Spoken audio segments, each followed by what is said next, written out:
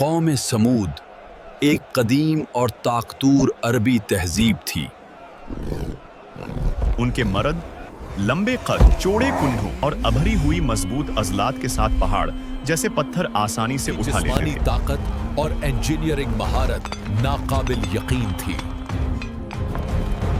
انہوں نے پہاڑوں میں عظیم الشان غر اور محل تراشے۔ قوم ثمود غیر معمولی جسمانی طاقت اور مضبوط ہیکل کی مالک تھی۔ ان کے مرد لمبے قد، چوڑے کندھوں اور ابھری ہوئی مضبوط عضلات کے ساتھ پہاڑ جیسے پتھر آسانی سے اٹھا۔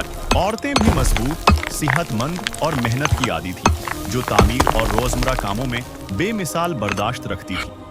ان کے ہاتھوں کی گرفت لوہے جیسی سخت اور بازو بے حد طاقتور تھے، جس سے وہ بڑے ستون کھینچتے، پہاڑ تراشتے اور جنگ میں تباہ کن ضربیں لگاتے تھے۔